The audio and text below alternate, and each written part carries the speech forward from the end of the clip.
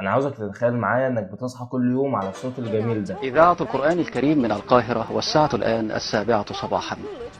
إخوة الإيمان والإسلام، فيما يلي نستمع إلى تلاوة قرآنية مباركة لما يتيسر من آيات الله البينات، يتلوها علينا القارئ الشيخ محمد رفعت. بسم الله الرحمن الرحيم. الرحمن علم القرآن خلق الإنسان علمه البيان.